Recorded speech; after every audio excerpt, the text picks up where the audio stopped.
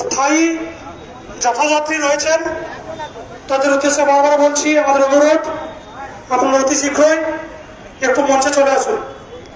এই সংবর্ধনা জ্ঞাপনের কাজ শেষ হলেই আমরা আমাদের আজকের যে প্রকাশ্য সভা, সেই প্রকাশ্য সভার মূল কর্মসূচি সেটা শুরু করতে পারছি। আজকের এই যাত্রায় প্রধান যিনি নেত্রী আমাদের রয়েছেন, জওহরলাল নেহরু ইউনিভার্সিটি ছাত্র সংসদের প্রাক্তন সভাপতি কমরেড ঐশী, তাকে পুষ্প দিয়ে সংবর্ধনা জ্ঞাপন করছেন আমাদের প্রিয় সংগঠনের জেলা সম্পাদক কমরেড মধুশ্রী মজুমদার।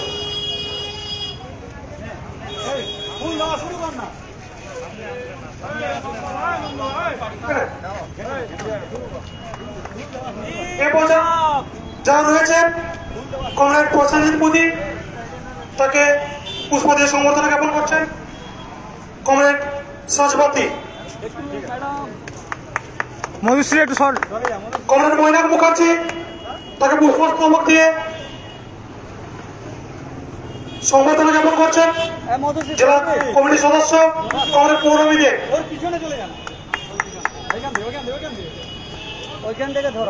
তারা চাই স্থায়ী যারা যাত্রাযাত্রী রয়েছেন তাদেরকে পরপর পুষ্প দিয়ে সংবর্ধনা জ্ঞাপন করছেন কমরেড অতিথি দে, কমরেড ঐতি মাহাতো, কমরেড মামনি হেমব্রম, কমরেড নমিতা টুটু,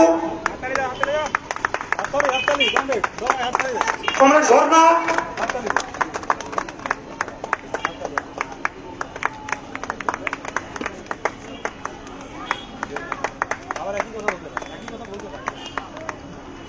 পুষ্প দিয়ে সংবর্ধনা জ্ঞাপন করছেন আমাদের জেলার ছাত্রী কমরেডরা। এই কর্মসূচি, এই সংবর্ধনা জ্ঞাপনের কর্মসূচি শেষ হলে আপনারা জানতেন যে আজকে যে মূলত আমাদের জাটা শিক্ষা বাঁচাও, সংবিধান বাঁচাও, দেশ বাঁচাও, এই দাবিকে সামনে রেখে যে অল ইন্ডিয়া জাটা, সেই জাটার উপজাটা যেটি পূর্ব ভারতীয় জাটা আজকে আমাদের জেলায় প্রবেশ করেছে।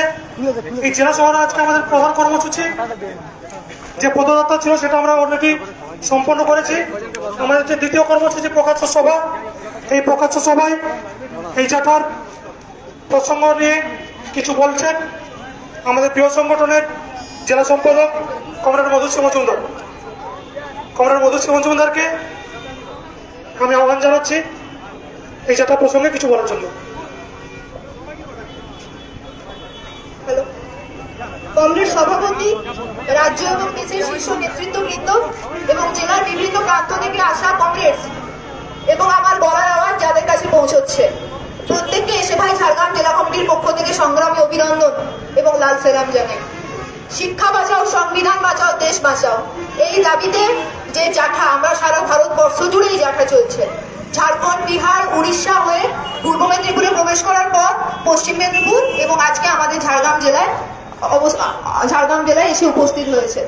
আপনারা জানেন যে বর্তমান রাজ্যের এবং কেন্দ্রের যে পরিস্থিতি, সে বিষয়ে নতুন করে বলবার কিছু নেই। এই রাজ্যের সরকার এবং কেন্দ্রের সরকার যে জাতীয় শিক্ষানীতি কেন্দ্রের সরকার এনেছে, সেই জাতীয় শিক্ষানীতিতে স্পষ্ট বলা আছে যার বাবার টাকা আছে সে পড়াশোনা করতে পারবে, যার বাবার টাকা নেই সে পড়াশোনা করতে পারবে না। আপনারা জানেন আমরা যারা জঙ্গলমহলের বাসিন্দা, আমাদের যে ঝাড়গ্রাম জেলা, সেই ঝাড়গ্রাম জেলায় 80% মানুষ কৃষিকাজের সঙ্গে যুক্ত। যারা কৃষিকাজের সঙ্গে যুক্ত সেই সব পরিবারের যারা ছেলে মেয়ে, তাদের পক্ষে টাকা দিয়ে পড়াশোনা করা সম্ভব না। আমরা যারা গরিব বাড়ির ছেলে মেয়ে, যারা খেটে খাওয়া গরিব বাড়ির ছেলে মেয়ে, যারা শ্রমিক পরিবারের ছেলে মেয়ে, কৃষক পরিবারের ছেলে মেয়ে, যে নতুন জাতীয় শিক্ষানীতি আসছে সেখানে বলা হচ্ছে যে টাকা থাকলে পড়াশোনা করতে পারবে, না হলে পড়াশোনা করতে পারবে না। তাদের পক্ষে এইভাবে পড়াশোনা করা সম্ভব না। আমরা বলতে চাইছি, আমরা দাবি রেখেছি শিক্ষা সবার জন্য শিক্ষা চাই এবং শিক্ষান্তে কাজ চাই।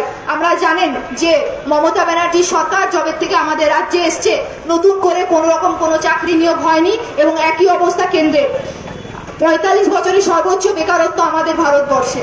আমরা দাবি জানাচ্ছি, আমরা এটাই বলতে চাইছি যে শুধুমাত্র ধনী বাড়ির ছেলেমেয়েরা পড়াশোনা করবে, গরিব বাড়ির ছেলেমেয়েরা পড়াশোনা করতে পারবে না, এটা না, প্রত্যেককে পড়াশোনার সুযোগ দিতে হবে। এই যে করোনা আবহাওয়া, করোনা পরিস্থিতি গেছে, এই করোনা পরিস্থিতিতে আমরা আমাদের জেলায় সার্ভে চালিয়ে দেখেছি 20% ছাত্রছাত্রী ড্রপ আউট হয়ে গেছে, 20% ছাত্রছাত্রী ড্রপ আউট হয়ে গেছে। এই বিষয় নিয়ে আমরা সারা রাজ্য, সারা দেশব্যাপী আন্দোলন করে চলেছি। আমরা আমাদের ঝাড়গ্রাম জেলাতেও এসআই থেকে শুরু করে ডিএম থেকে শুরু করে বিডিও প্রত্যেককে ডেপুটেশন দিয়ে জানিয়েছি যে যেসব ছাত্রছাত্রী ড্রপ আউট হয়ে গেছে সেসব ছাত্রছাত্রীকে পুনরায় শিক্ষার আঙিনায় ফিরিয়ে আনতে হবে। কিন্তু আপনারা তো জানেন এই রাজ্যের সরকার চায় না যে আমরা পড়াশোনা করি, কারণ আমরা জানি যে আমরা যত বেশি পড়ি তত বেশি জানি তত কম মানি। সেই কারণে এই রাজ্যের সরকার যারা ড্রপ আউট হয়ে গেছে তাদেরকে নিয়ে আসার জন্য কোনো প্রচেষ্টা করেনি। আমরা একমাত্র ভারতের ছাত্র ফেডারেশন দাবি করছি যে যেসব ছাত্রছাত্রীরা ড্রপ আউট হয়ে গেছে তাদেরকে শিক্ষার আঙিনায় ফিরিয়ে আনতে হবে। আমাদের জেলায় এখন জ্বলন্ত একটা সমস্যা হয়ে উঠেছে উচ্চশ্রী প্রকল্প। যে প্রকল্পের মাধ্যমে শিক্ষকরা ট্রান্সফার হয়ে চলে যাচ্ছে। আমরা এই জেলাতে প্রায় 30টা স্কুল আছে যেখানে শিক্ষকের অভাবে একটার পর একটা সাবজেক্ট উঠে যাচ্ছে, একটার পর একটা শ্রেণী উঠে যাচ্ছে, সাবজেক্ট উঠে যাচ্ছে শিক্ষক না থাকার কারণে। তো আমরা মূলত এটাই বলতে চাইছি, আজকে আমাদের যে জানা চলছে তার উদ্দেশ্য একটাই, যাতে প্রত্যেকে পড়াশোনা করতে পারে। শুধুমাত্র গরিব পরিবারের ছেলেমেয়েরা পড়াশোনা করবে, গরিব পরিবারের ছেলেমেয়েরা পড়াশোনা করবে না, এটা হচ্ছে না, এটা আমরা হতে দেবো না। প্রত্যেককে পড়াশোনার সমান অধিকার দিতে হবে। ব্যাস, আমাদের মধ্যে উপস্থিত আছেন আমাদের যেহেতু প্রাক্তন সভাপতি ঐশী ঘোষ, আমাদের রাজ্য এবং সারা দেশের যে শিক্ষা ব্যবস্থার অবস্থা সে বিষয়ে বলবেন। আমি ঐশী ঘোষকে আহ্বান জানাচ্ছি।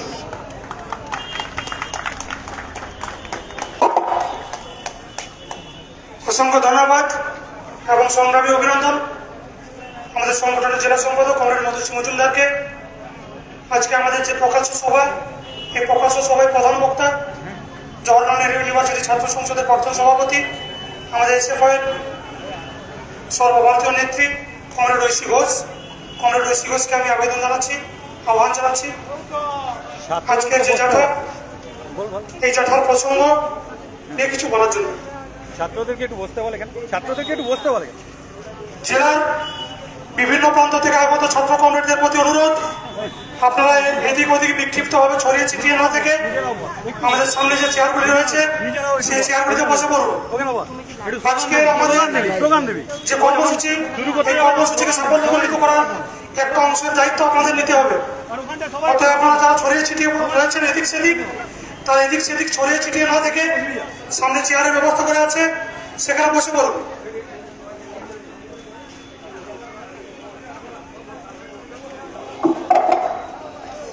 এখানে উপস্থিত পশ্চিমবঙ্গ এসএফআই রাজ্য নেতৃত্ব, কেন্দ্র নেতৃত্ব এবং উপস্থিত জাঠায় যারা স্থায়ী পদযাত্রী এবং বিভিন্ন ছাত্রছাত্রীরা এবং এই মাইকের আওয়াজ যতদূর পৌঁছতে পারছে সেখানে যারা শুনছেন সবাইকে সংগ্রামী অভিনন্দন জানিয়ে আপনাদের সামনে কিছু বক্তব্য রাখার চেষ্টা করব।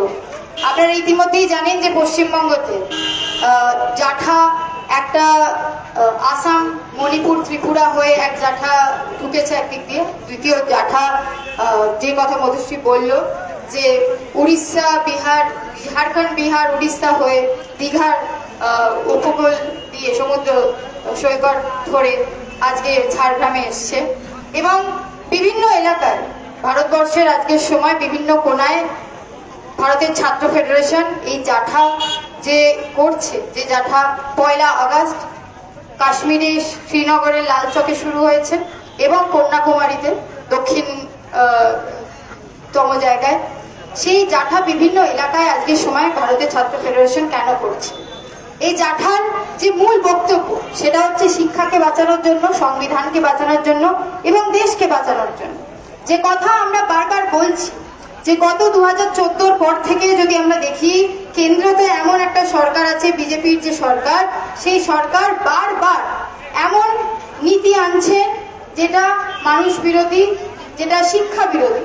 এবং শিক্ষা বিরোধী শুধু সেখানে বললেই থেমে যাওয়া নয়, প্রত্যেকটা স্কুল কলেজ যে আজকের সময় যেভাবে আমরা ফান্ড কার্ড দেখছি, যেভাবে আমরা দেখছি যে শিক্ষানীতির জন্য যেভাবে higher education institution, college, university যেভাবে আগে ফান্ড পেত, আজকের সময় আমরা দেখতে পাচ্ছি কেন্দ্র সরকার কন্টিনিউয়াসলি সেই ফান্ডকে কেটে দিচ্ছে, সেই ফান্ডকে কমিয়ে দিচ্ছে।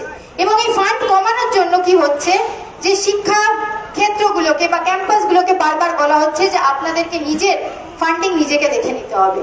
যখন কেন্দ্র সরকার, বিজেপি সরকার আপনার আমার শিক্ষার এই যে বাজেট সেটাকে কেটে নিচ্ছে, আমাকে আর আপনাকে, আমরা যে স্কুলে যাই, কলেজে যাই, আপনার বাড়ির ছেলে মেয়ে যে কলেজে স্কুলে যায়, সেখানে বলছে যে সেই শিক্ষা স্থানগুলো কি করে চলবে তারা জানে না, সরকার জানে না, সেই স্কুলকে চালিয়ে নিতে হবে। তখন সেই স্কুলের কাছে আর কিছু ব্যবস্থা থাকছে না, কিন্তু আমাদের ফিজ যে আছে সেটা বৃদ্ধি করা ছাড়া।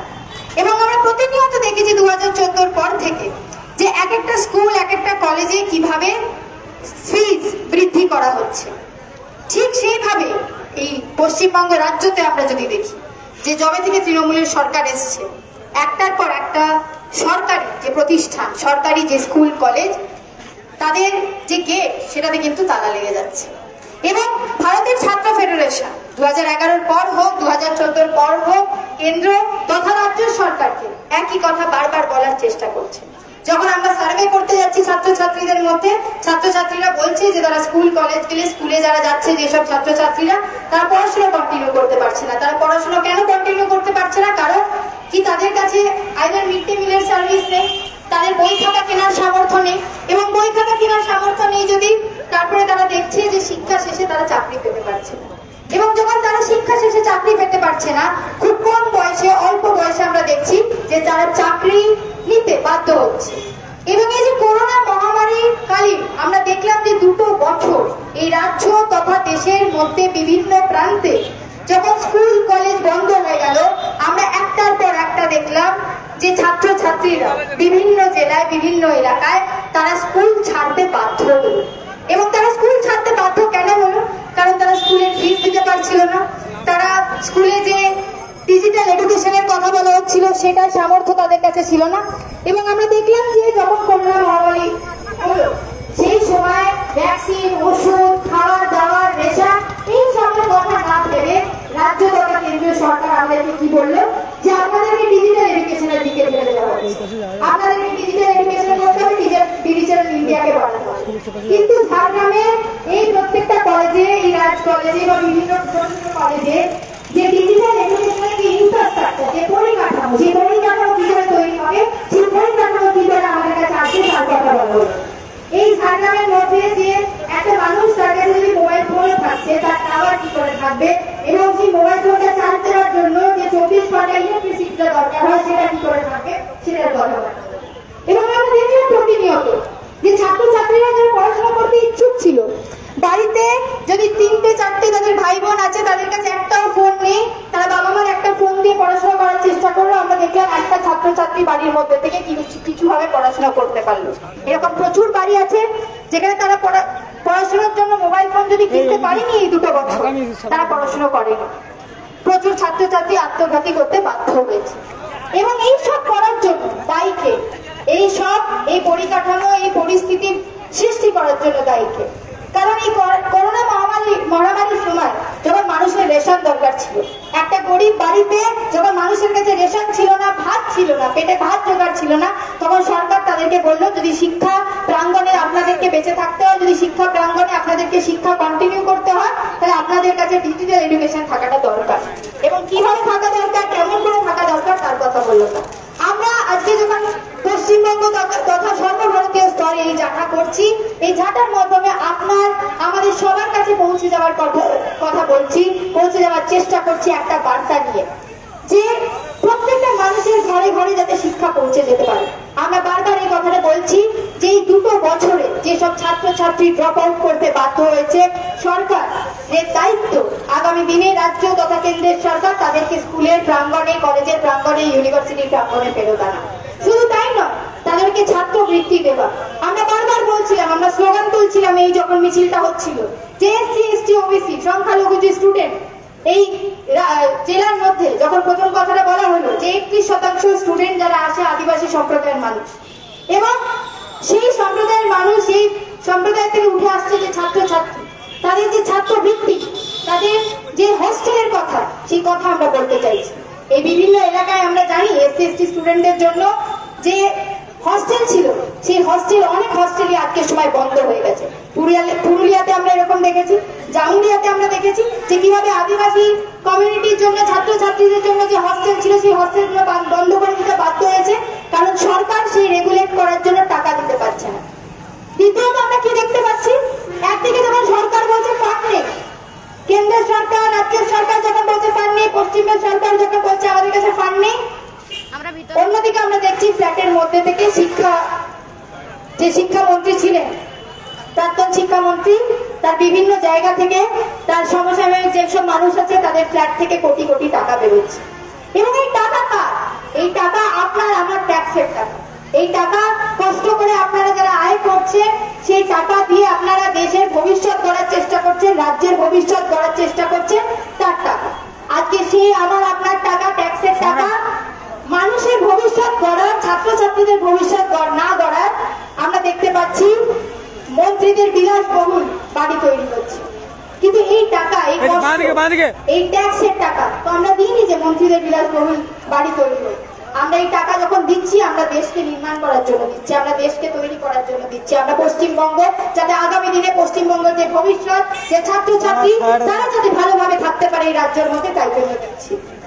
আর তাই জন্য আমরা বারবার বলছি যে 2 সেপ্টেম্বর যখন কলেজ স্ট্রিটে আমরা আহ্বান জানাচ্ছি প্রত্যেকটা মানুষকে, প্রত্যেকটা ছাত্রছাত্রীকে, যে আপনারা আসুন এবং এই রাজ্য তথা দেশে আজকে যদি শিক্ষাকে বাঁচাতে হয়, তাহলে শিক্ষা দিয়ে যে বাজারিকরণ করার চেষ্টা করা হচ্ছে, শিক্ষা প্রাঙ্গণ থেকে বেঁচে দেওয়ার চেষ্টা করা হচ্ছে, শিক্ষা প্রাঙ্গণ থেকে যে সরকারের হাত উঠে যাচ্ছে, ফান্ডিং কেটে দেওয়ার চেষ্টা করা হচ্ছে, সেটাকে আমাদেরকে রুখে দাঁড়াতে হবে।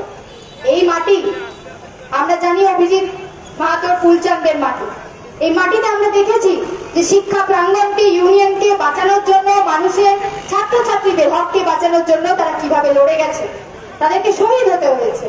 আমরা জানি যে আগামী দিনেও এরকম অনেক স্বৈরাচারী শক্তি চেষ্টা করবে যে কলেজগুলোতে তালা দিয়ে দেওয়া হোক, চেষ্টা করবে যে ছাত্র যে আওয়াজ সেটাকে রুখে দেওয়া হোক। কিন্তু ভারতের ছাত্র ফেডারেশন এই আহ্বান জানাচ্ছে শুধু ভারতের ছাত্র ফেডারেশনের কর্মীদের নয়, আপনাদের সবাইকে, যারা শিক্ষা বাঁচাতে চান, যে আজকে পশ্চিমবঙ্গের এই যে ভবিষ্যৎ, যে পশ্চিমবঙ্গতে ছাত্রছাত্রীরা বাধ্য হচ্ছে পশ্চিমবঙ্গের বাইরে যেতে, তারা বাধ্য হচ্ছে যে তারা হায়ার এডুকেশন করতে চায়, কাকে MA PhD করতে চায় বা যে কোনো সাবজেক্ট নিয়ে পড়তে চায়, তারা ভাবছে যে পশ্চিমবঙ্গতে নয়, আমরা পশ্চিমবঙ্গের বাইরে পড়াশোনা করতে চাই। তারা যদি পশ্চিমবঙ্গের পড়াশোনা করেও নিচ্ছে, তারপরে দাঁড়িয়ে তারা চাকরি করতে চায়, তারা ভাবছে যে না, আমরা পশ্চিমবঙ্গের ভিতরে অবস্থা ঠিক নেই, আমরা পশ্চিমবঙ্গের বাইরে পড়াশোনা করে চাকরি করতে চাই। এটা কেন হচ্ছে আপনারা ভাবুন। কারণ আজকে পশ্চিমবঙ্গের মধ্যে এই স্থিতি নেই যে তারা শিক্ষা শেষে চাকরি পাবে, পশ্চিমবঙ্গের মধ্যে এই আবহাওয়া নেই যে ভালোভাবে তারা কাজ করে মাথা উঁচু করে বাঁচতে পারবে। এবং আজকের সময় এখানে শিক্ষা, এখানে কলেজে ডিগ্রি পেতে গেলে, এখানে কলেজে অ্যাডমিশন পেতে গেলে বা শিক্ষা শেষে চাকরি পেতে গেলে আপনাকে দেখতে হচ্ছে যে আপনার পকেটে কত টাকা আছে। আপনার পকেটে টাকা থাকলে আপনি চাকরি পাচ্ছেন, আপনার পকেটে টাকা না থাকলে কলেজের দরজা এবং চাকরির যে অফার লেটার আপনার মুখের ওপরে বন্ধ করে দেওয়া হচ্ছে। আপনাকে মুখের ওপরে বলে দেওয়া হচ্ছে যে পকেটে টাকা থাকে তবেই আপনি পড়তে পারবেন। এবং এই জাতীয় শিক্ষানীতি যার বিরোধিতা আমরা করছি, আমরা বলছি যে বিকল্প শিক্ষানীতি গড়ে তুলতে হবে। সেই বিকল্প শিক্ষানীতি কি হবে? জাতীয় শিক্ষানীতি বারবার বলছে যে বাজারিকরণ করতে হবে শিক্ষানীতি। 1991 সাল থেকে শুরু হয়েছে বিল্লা আম্বানি রিপোর্ট, যে রিপোর্টে বারবার বলা হচ্ছে যে শিক্ষাকেও বেচার চেষ্টা করতে হবে, মার্কেটে বেচার চেষ্টা করতে হবে। সেই জায়গায় ভারতের ছাত্র ফেডারেশন বারবার বলছে যে শিক্ষা কোনো পণ্য নয়, শিক্ষা অধিকার সবার জন্য। এবং এই অধিকার যদি ঘরে ঘরে পৌঁছে যেতে হয়, তাহলে সরকারকে দায়িত্ব নিতে হবে যাতে শিক্ষা প্রাঙ্গণ গুলোকে সরকার প্রোটেক্ট করতে পারে। এবং আপনারা জানেন আজকে স্কুল কলেজে যেভাবে ফিস বাড়ছে, প্রত্যেকটা বাড়িতে আজকে চিন্তার বিষয় যে তারা হায়ার এডুকেশনে কি করে নিজেদের ছেলে মেয়েকে পড়াবে, তারা কি করে এডুকেশন করাবে, তারা শিক্ষা প্রাঙ্গণে কি করে তাদের ছেলে মেয়েদেরকে পড়াবে। তাই জন্যে আমাদের আবারও আহ্বান ঝাড়গ্রামের সমস্ত মানুষকে যে 2 সেপ্টেম্বর কলেজ স্ট্রিটে যে আমাদের আহ্বান ভারতের ছাত্র ফেডারেশন জানিয়েছে, পশ্চিমবঙ্গ রাজ্য কমিটি, এবং এই যে সর্বভারতীয় যাত্রা হচ্ছে, যে যাতে আপনারা দলে দলে যোগ দিন এবং এই যে শিক্ষা বাঁচানোর যে লড়াই, শিক্ষার প্রাঙ্গণ থেকে গৌরীকরণকে হাঁটানোর যে লড়াই, রুখে দাঁড়ানোর যে লড়াই, সেই লড়াইকে আরো শক্ত করতে শিক্ষাকে বেচা থেকে বাঁচানোর জন্য যে লড়াই, এই লড়াইকে আরো তীব্র করতে আগামী 2রা সেপ্টেম্বর আপনারা দলে দলে যোগদান দিন এবং আগামী দিনের যে লড়াই এই জাতীয় শিক্ষানীতির বিরুদ্ধে বিকল্প শিক্ষানীতি গড়ে তুলতে এসসি এসটি ওবিসি স্টুডেন্ট এবং সমস্ত স্টুডেন্টের ছাত্রবৃত্তির জন্য লড়াই করতে, হস্টেলের দাবিতে এবং শিক্ষা প্রাঙ্গণে যাতে সবাই শিক্ষার অধিকারকে আমরা বাঁচাতে পারি তার লড়াইয়ে শিক্ষা প্রাঙ্গণে মানুষের কথা বলার যে অধিকার, ইউনিয়নাইজেশনের যে অধিকার, সেই অধিকারকে যাতে আমরা বাঁচাতে পারি, এই সমস্ত অধিকারের দাবিকে সামনে রেখে 2রা সেপ্টেম্বর আপনারা দলে দলে যোগদান দিন এবং আগামী দিন পশ্চিমবঙ্গের ছাত্রছাত্রীদের ভবিষ্যৎকে আরো যাতে উজ্জ্বলময় হয় সেটা গড়ে তোলার জন্য এবং ভারতবর্ষে যাতে ছাত্রছাত্রীরা মাথা উঁচু করে বাঁচতে পারে শিক্ষা প্রাঙ্গণে, সেটা যাতে আমরা বাঁচাতে পারি, সেটা লড়াই করতে পারি, এটার আহ্বান জানিয়ে আবারও এই ছাত্র যাত্রাকে সাফল্য মণ্ডিত হোক তার শুভেচ্ছা জানিয়ে আমি আমার বক্তব্য শেষ করছি। অনেক অনেক ধন্যবাদ। লাল সালাম, ইনকিলাব জিন্দাবাদ।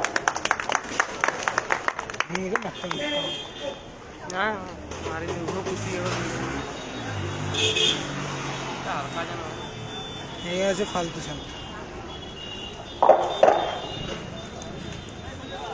সংগ্রামী অভিনন্দন।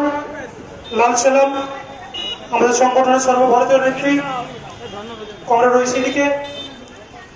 আমাদের যে জাঠার মূল বক্তব্য শিক্ষা বাঁচাও, সংবিধান বাঁচাও, দেশ বাঁচাও, এই মূল বক্তব্য সম্বলিত যে সর্বভারতীয় জাঠা, তার প্রসঙ্গ কি, তার প্রাসঙ্গিকতা সম্পর্কে সমস্ত কথাই বললেন তিনি এবং তিনি আহ্বান জানালেন যে আগামী 2রা সেপ্টেম্বর পূর্ব ভারতীয় জাঠার সমাপ্তিতে কলেজ স্ট্রিটের ছাত্র সমাবেশ, সেই ছাত্র সমাবেশে সকলকে অংশগ্রহণ করার জন্য। যাই হোক, এই প্রতিকূল প্রাকৃতিক পরিস্থিতির মধ্য দিয়েও আপনারা ধৈর্য সহকারে আমাদের নেতৃত্বদের বক্তব্য শুনেছেন, এর জন্য আবারও আপনাদেরকে লাল সালাম, সংগ্রামী অভিনন্দন। আমাদের যে প্রকাশ্য সভা যে কর্মসূচি সেটি আমরা এখানেই শেষ করছি। আমাদের পরবর্তী কর্মসূচি যাতায়াত যারা আগত পদযাত্রী তাদের সংবর্ধনা জ্ঞাপনের সাথে সাংস্কৃতিক অনুষ্ঠান পরিবেশনের জন্য প্রথমে আমি আহ্বান জানাচ্ছি আমাদের জেলার প্রাক্তন ছাত্রের প্রিয় ছাত্র নেতৃত্ব কুণাল দা, তাকে